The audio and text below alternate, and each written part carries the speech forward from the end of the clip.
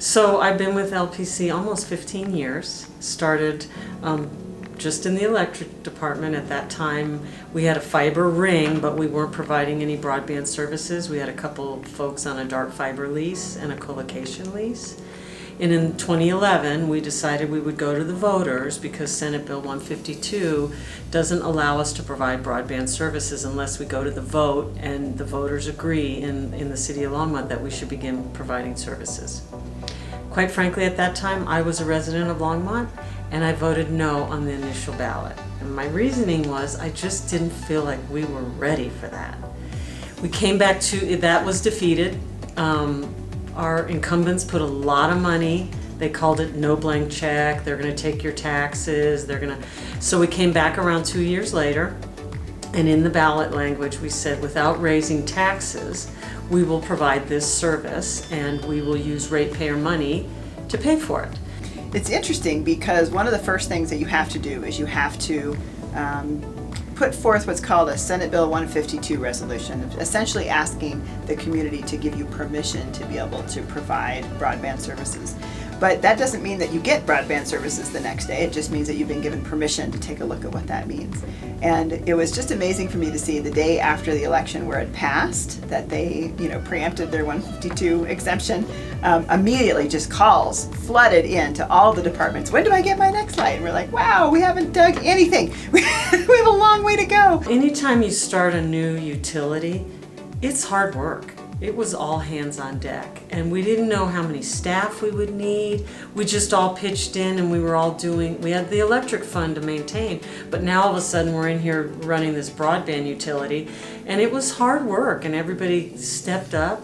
We were in everybody's backyard, digging in gardens, digging across grass, boring under sidewalks. I mean, it's a big, big project, huge. When we first started, they were doing the build out, but then we started doing installs, and there was 2 of us in the office, and we had a lot of calls come in, and it was amazing on how quickly people responded to wanting to sign up for our services. One thing we didn't know is how big the take rate would be for this project. So we thought 37% take rate at year 5. Well, we're at year 5 and we have a 57% take rate. So we had to spend a lot more money to get all those customers hooked up. Our take rate was so big compared to what they projected it to be.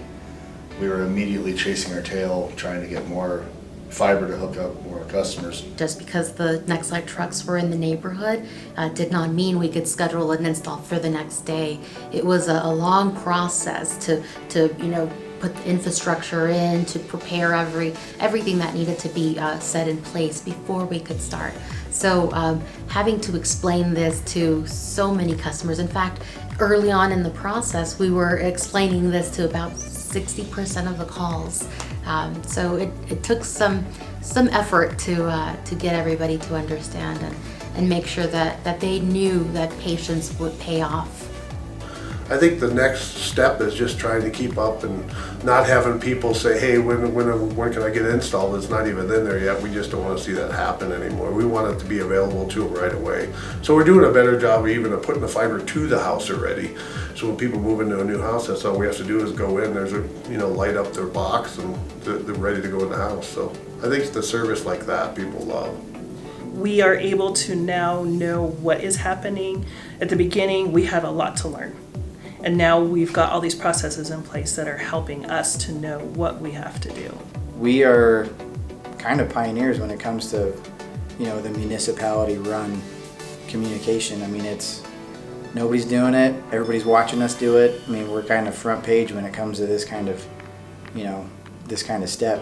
I think the fact that the community asked for it, the community voted it in, they voted in the bond issue to be able to have it for themselves, and now the take rates are just unbelievable. I mean, in my mind, it just makes it an amazing community, and the community did it for themselves. One of those forums mentioned that Nextlight put Longmont on the map where it's no longer just Boulder's neighbor.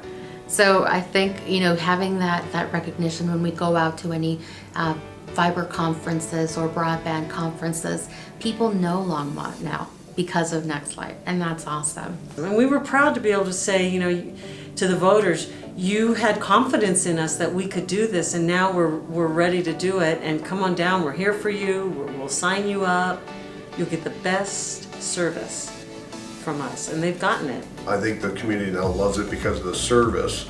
Matter of fact, we had a guy yesterday said, well, I got rid of Comcast like 6 months ago because when I called them and my internet was out, they said it would be 4 working days. They said yesterday his internet went out. Me and Greg were there within 19 minutes. He said, this is the reason why we're with Nextlight, because of service. I think is going to keep us around. You're going into a neighborhood and somebody's coming out and they're super excited that your van's showing up. It's the wave of the future. We had First Light 100 years ago when we started our electric utility, and now it's Nextlight, fiber to the premise, high-speed, reliable internet services.